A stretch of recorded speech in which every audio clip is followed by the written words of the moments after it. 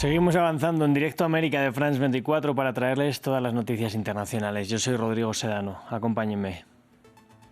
La Policía Federal de Brasil ha detenido de forma preventiva al expresidente Jair Bolsonaro, que se encontraba cumpliendo prisión domiciliaria por su condena por golpismo. La Corte Suprema justifica la orden de encarcelación por riesgo de fuga después de que Bolsonaro intentara romper su tobillera electrónica.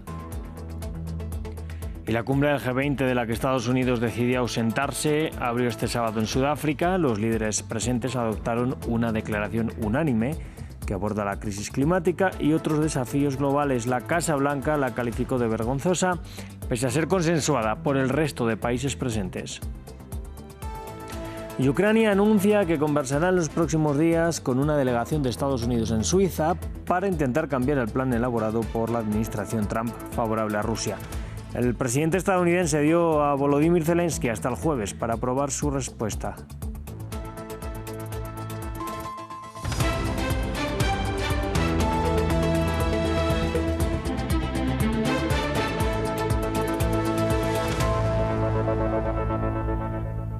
Damos comienzo en Brasil. El Supremo Tribunal Federal de Justicia ordenó la detención preventiva del expresidente Jair Bolsonaro después de que se conociera que durante las horas de la noche había intentado romper su tobillera electrónica. Eso antes de la celebración de una vigilia convocada para este sábado por uno de sus hijos frente a la residencia del exmandatario en Brasilia y que, según la Alta Corte, podría propiciar un ambiente para su fuga. Andrés Mesa Muñoz tiene los detalles. Un tumultuoso capítulo se abre en la novela judicial de Jair Bolsonaro. El expresidente de Brasil fue detenido de manera preventiva por orden del Supremo Tribunal, que reveló en un documento que el exmandatario intentó romper su tobillera electrónica durante las primeras horas de este sábado. La información confirma la intención del condenado de romper su tobillera electrónica para asegurar una fuga exitosa, facilitada por la confusión causada por la manifestación que convocó su hijo.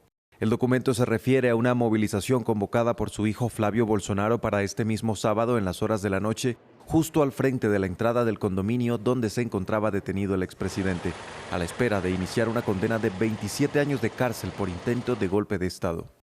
En este caso, la eventual realización de la supuesta vigilia constituye un riesgo altísimo para la efectividad de la prisión domiciliaria decretada y pone en riesgo el orden público y la efectividad de la ley penal. Para el tribunal existe un riesgo de fuga y destaca también la cercanía de la residencia de Bolsonaro y la embajada de Estados Unidos en Brasilia, donde se cree que podría buscar asilo. Justo este viernes sus abogados habían pedido a la Corte Suprema que le permitiera al expresidente cumplir su condena bajo arresto domiciliario, citando problemas de salud y que su presencia en un entorno carcelario representaría un riesgo para su vida. Y también en Brasil, la cumbre del clima de la ONU en la ciudad de Belém sigue este sábado con una jornada extendida, dado que ayer viernes, a priori la última jornada, no se llegó a un acuerdo. En el centro del debate está proponer un camino para abandonar los combustibles fósiles. Anteriormente, nuestra enviada especial Valeria Sacone nos ampliaba al respecto.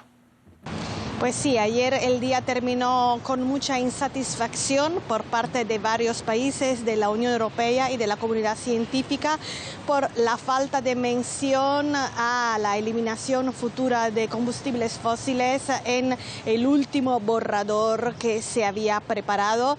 Hoy se ha convocado a las 10 de la mañana la plenaria. Hay un escenario muy dividido porque recordamos que la COP no decide la declaración final por mayoría, sino que por consenso, y precisamente ahí reside toda la complejidad de este multilateralismo en el que vemos por un lado los países petroleros encabezados por Arabia Saudí, pero también países como India que se oponen a esta mención a los combustibles fósiles, y por otro lado Brasil impulsando esta hoja de ruta, pero también de repente una posición inédita de la Unión Europea que ha amenazado con bloquear la declaración final si no hay esta mención, e incluso se ha demostrado dispuesta a hablar por primera vez de financiamiento de la adaptación. Entonces va a ser un día tenso, un día probablemente largo, incluso hay quien dice que podría extenderse hasta mañana, y es que no es la primera vez que la COP no termina a tiempo.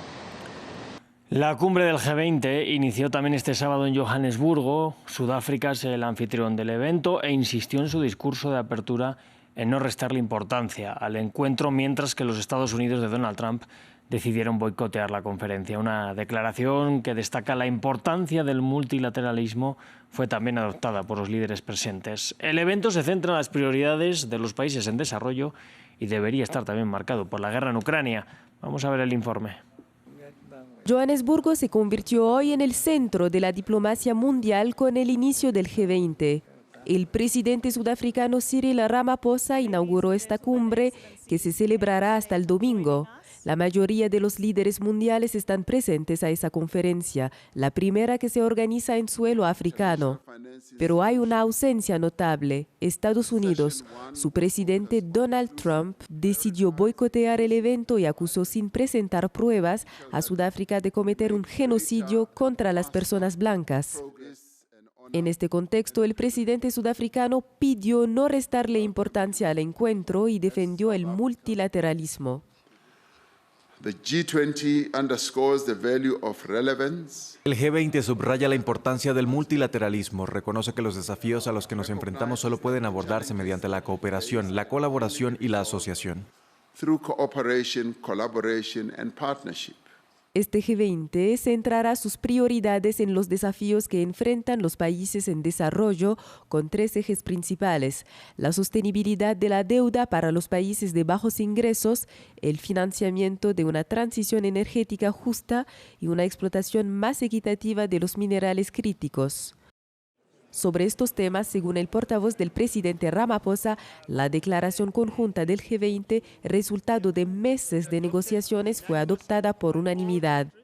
Pero otros temas también serán cruciales, el principal, la guerra en Ucrania.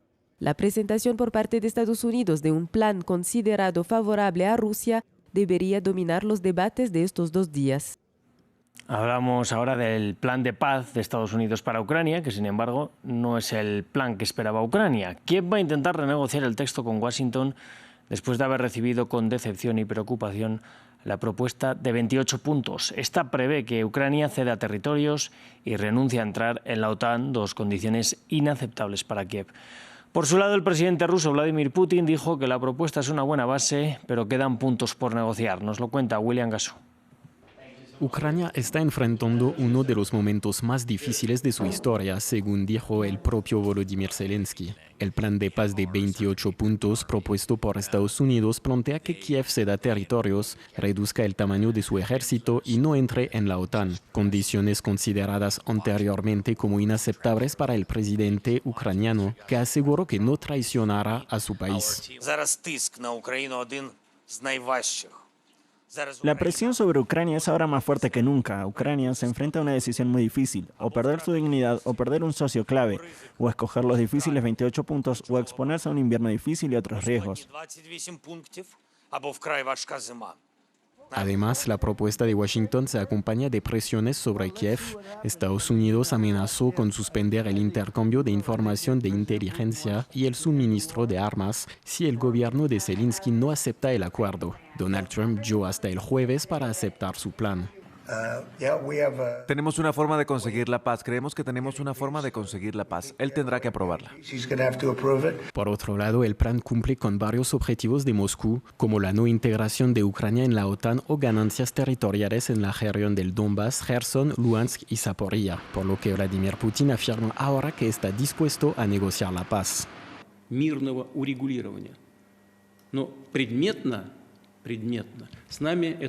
Creo que el plan puede servir de base para un acuerdo pacífico definitivo, pero no se ha discutido con nosotros en detalles y puedo adivinar por qué. La razón sigue siendo la misma. La administración estadounidense no ha conseguido el acuerdo de Ucrania. Ucrania se opone. El mandatario ruso no dudó en aprovechar la ventaja y amenazó a Ucrania con conquistar más territorios si Zelensky rechaza el plan. Y en la Franja de Gaza, más de 130 estudiantes e investigadores solicitan a Canadá que les conceda visados para poder asistir a las universidades que ya les han ofrecido un puesto. Algunas solicitudes llevan más de 18 meses en trámite sin ningún avance. El gobierno de Canadá acusa a las autoridades israelíes de impedir que los estudiantes completen sus trámites de inmigración, pero otros países, entre ellos Francia, han logrado evacuar a académicos de Gaza. Este es un reportaje de France 24. Sondos siempre ha sido la mejor de su clase aquí en Gaza.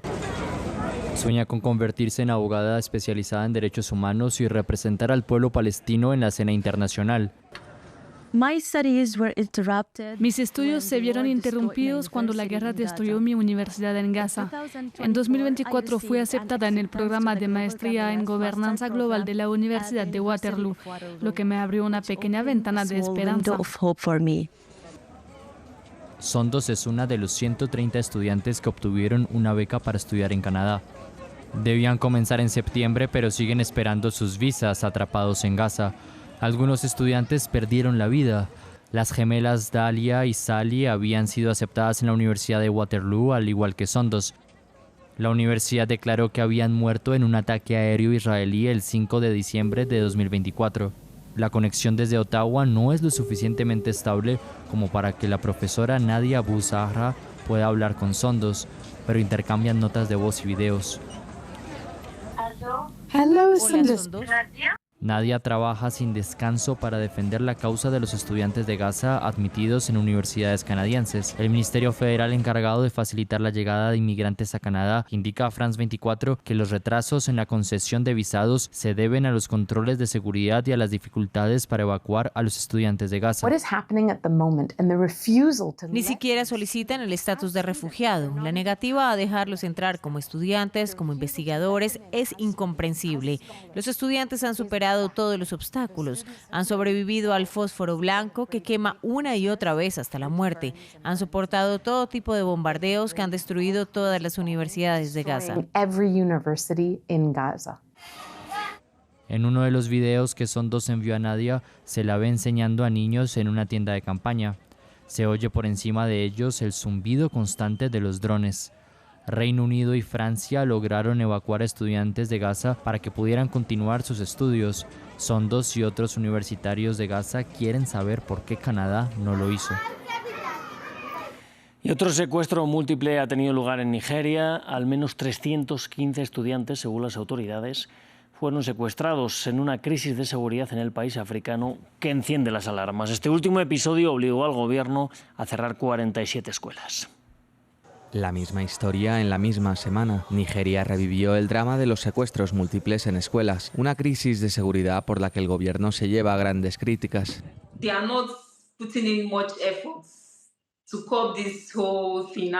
Siento que el gobierno no hace mucho por frenar todo esto. El año pasado mi madre y mi hermano fueron secuestrados. Y adivina qué, llamamos a la policía, pero lo que nos dijeron fue que no podían hacer nada.